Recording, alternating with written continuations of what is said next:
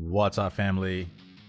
Welcome back to the Stop Sinking Show, where we go from struggle to flow.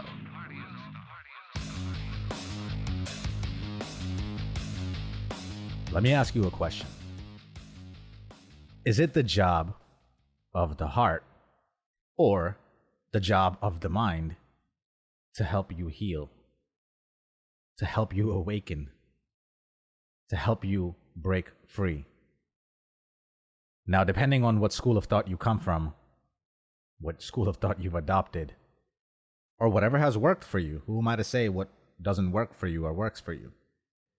If you're still on the path, you may have already exhausted all the rational thinking part of your brain. You've analyzed problems to the death, beat every dead horse into a pulp, think you've already looked at your problems from every angle, questioned them, attacked them, poke holes in them, followed them to their roots, you think. You've done every analytical thing you can, whether that was done alone through self-inquiry or in some sort of talk therapy. You may have been doing all the things that the mind can do. Now, if you come from a different school of thought or have already exhausted the mind's avenues, you might overcorrect or venture into healing from a different layer altogether. From the heart, from the body, to feeling your feelings, they say, to sitting with all that you have.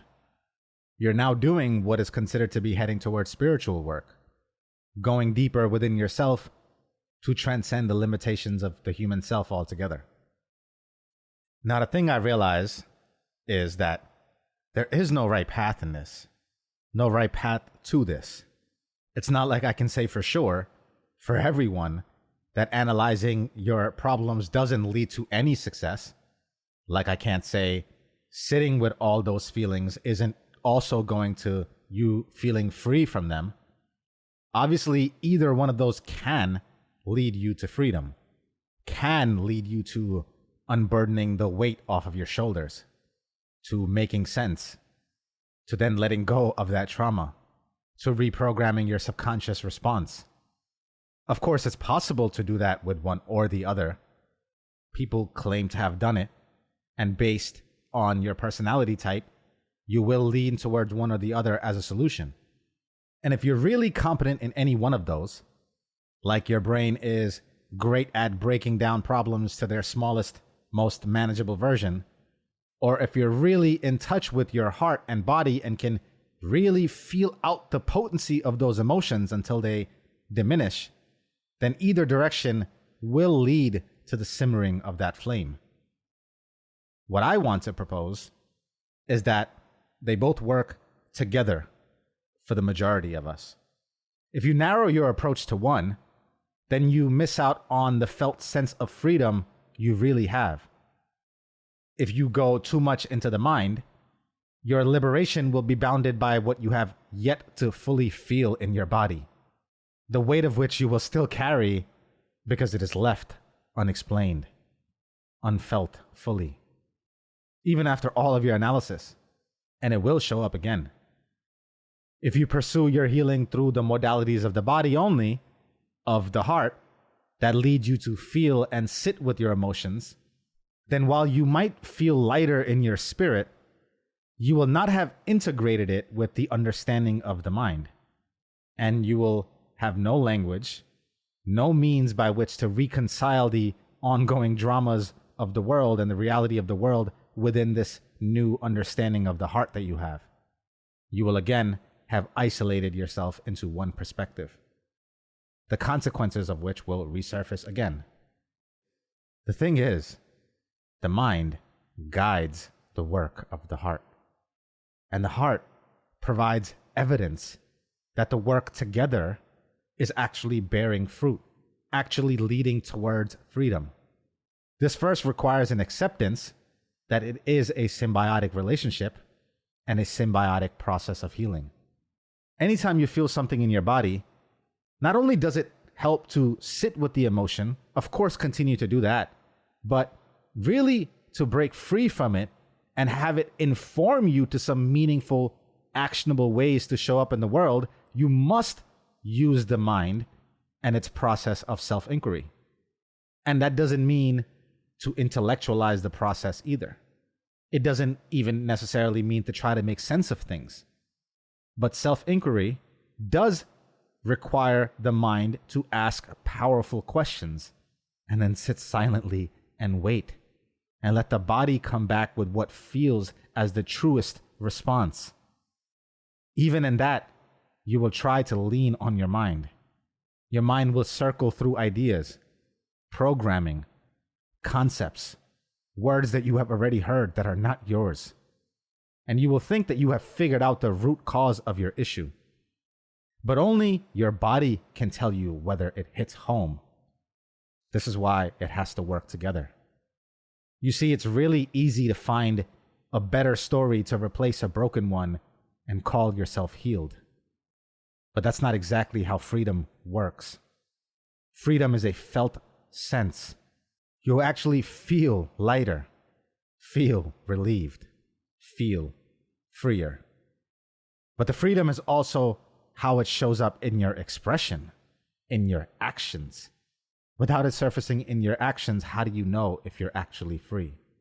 If the binds that you had that showed up in the world have actually been freed in your spirit, because you now show up differently into them. And that means you must have learned something from that felt sense, that the actionable sense can actually action. There has to be clear directives it takes away. It's almost like unraveling a thread or a web. You keep unraveling it. And while it may take you down into knots and more knots and the depths of hell, there is an end to it. It does lead somewhere, connecting to something.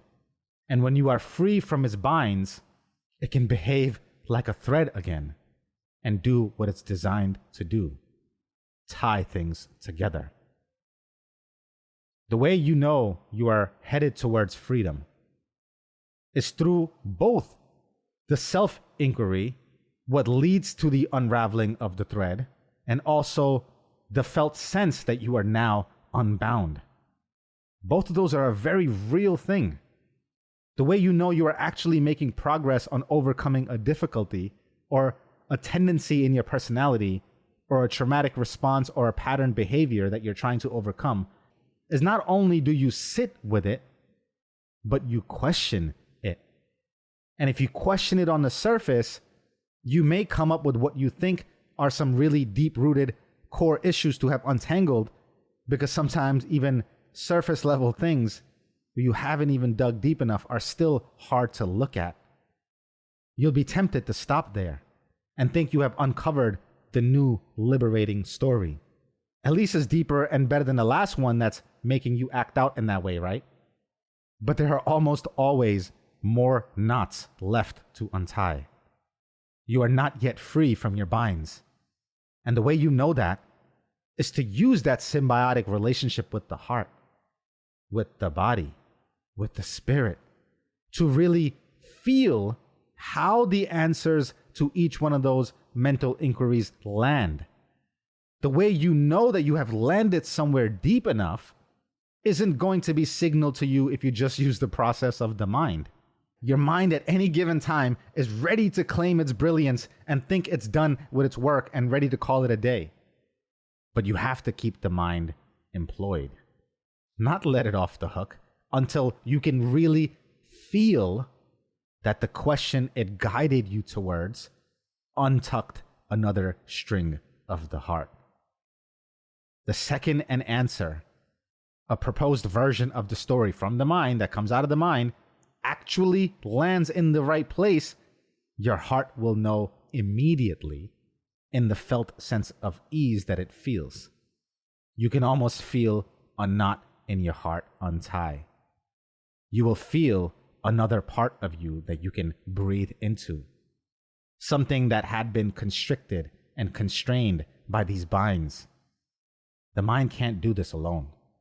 And the heart needs language so that it can inform the rest of your being to then rewire and really feel free, to show up different.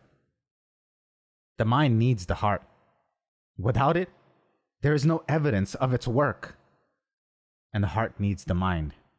For without it, while your heart may find peace, every other extremity that reaches out and touches the world will not feel your healing. It will not transfer to and through your being. The world will miss out. It's only when they work together that you have a relationship to freedom. I love you, family. Stay true always. I'll see you on the next show.